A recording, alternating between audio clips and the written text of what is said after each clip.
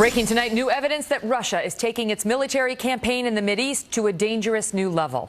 The Kremlin not only increased the number of airstrikes over the weekend, but reports suggest that Russian ground troops are now streaming into Syria as well. And it is not just troops crossing the border. These BM-30 rocket launcher systems are considered extremely accurate and extremely lethal. And 4 of them are now in Syria under Russian control.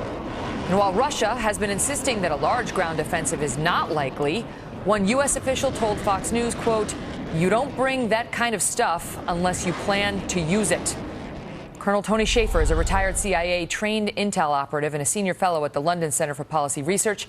And Pete Hegseth is a Fox News contributor and an Iraq and Afghanistan combat war veteran. Great to see you both. Let me start with you, Colonel, on this. Sure.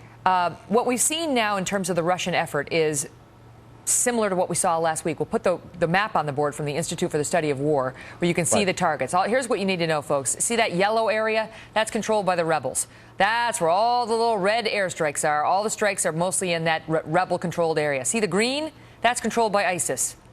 Two efforts there. Everything else has been focused on the rebels. So the thought, Tony, Colonel, is that they did a couple for good measure, but they're focused on getting those rebels out of there to prop up Assad. Why do we care? What does it mean to us? Well, 2 things. First, we got to care. Ungoverned space is what ISIS has thrived in. So as much as it may be disdainful to the president, and he acts like a petulant child because Putin all of a sudden is going against his best laid plans, they need to stabilize Syria. That is what is in our interest. With that said, let us not be fooled for a minute. Putin is doing this for Putin's own interests. If you will, it's, I think, almost a Damascus pact. This is bringing back the old Warsaw Pact. And yes, Megan, absolutely. Whatever he's bringing, he's going to use. Plus, he's got his Spetsnaz on the ground, which has not been talked about. Plus, he's got electronic warfare units, which are moving in to do the counter messaging and counter propaganda. They are dead serious about going in and doing, frankly, some of the things we should have done a year ago. So Putin's basically going to have control, essentially, of Syria soon.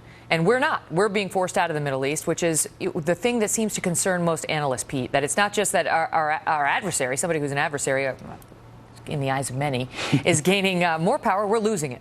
Yeah, and we've got a president who says our interests somehow overlap with President Putin's, and he wants to work with him when our goals are fundamentally misaligned. We have a president whose strategy is to hope that Putin gets stuck in a quagmire, hope that ISIS is beaten back and they fall under the weight of themselves, hope that the rebels make advances, hope that Assad doesn't maintain control with no chips on the table, no ability to affect it, with a rebel training program that is not only not effective, but effectively handing weapons over to the bad guys. We are literally completely on our heels, not even leading from behind, not leading at all. And Putin is taking advantage to reassert Russia's influence in that region, which we haven't seen for over 40 years. We're seeing a geopolitical shift in power being undertaken. So it's not necessarily that Putin's strong, it's that he's seizing the mantle of international leadership and in some ways legitimacy because of what he's able to project with troops on the ground. He's going to affect the outcome there much more than we are right now, just because he's got the guys on the ground with the boots. Colonel, you've spoken with people at the Pentagon. It's not all bad, is it? Russia's taken out some ISIS. Well, that's the issue. I mean, look, General Dunford said in his hearings, the new chairman of the Joint Chiefs said, look, Russia is our biggest threat on the planet. I agree with General Dunford on this completely. With that said, we have to recognize that we have been completely ineffective. And this is, Megan, we broke this story about 2 weeks ago. One of the categories of intelligence that CENTCOM's been fudging is the targeting. Some of the targets some of the targets that Putin has taken out are the ones our intelligence analysts recommended and were vetoed by the White House. So let me be very clear. As much as this is bad by the fact that Putin's going both ways, taking out the people we've trained as well as the ISIS guys, his job, as he sees it, is to stabilize an ally. His job is to do what allies do with allies, is stabilize Assad. So we're going to be sitting here on the side, as Pete said, kind of like scratching our head. What do we do next? And we're going to have to be concerned about 2 years from now when Putin is the one sitting in Egypt with President al-Sisi saying, hey, we're your best friend. We need to be concerned about this. Because people look at the situation and say, well, Syria, it's not exactly like we were BFFs with them.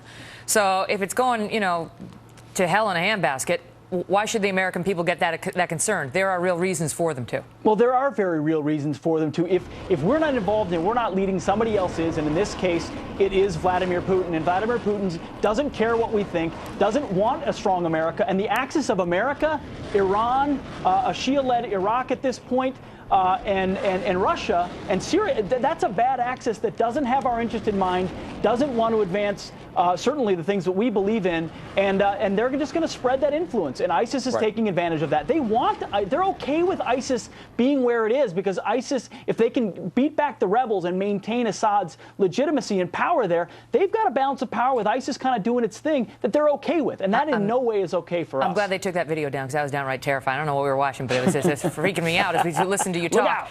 Colonel, I'll give you the last word on the implications here and what the United States needs to do, in your view. When? I mean, come on. We have the greatest military on the face of the earth. We've chosen to not even half step.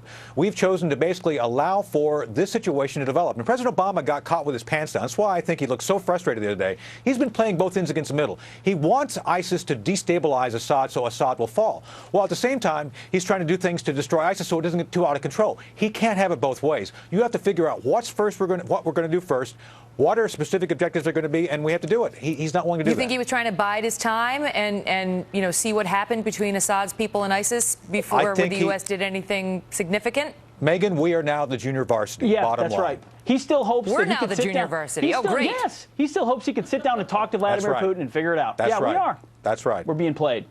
Wow, that's depressing. Great to see you both. Thank you. Thank you. So there was a junior varsity all along, just wasn't. It wasn't ISIS. Well, Senator Marco Rubio got a lot of attention this weekend after suggesting the United States and Russia may be headed for another Cold War.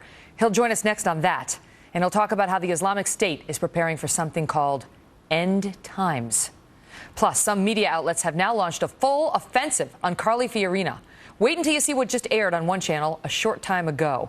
We'll speak with her about that and one report in particular that goes right to the heart of her reputation. Politics is sometimes a fact-free zone.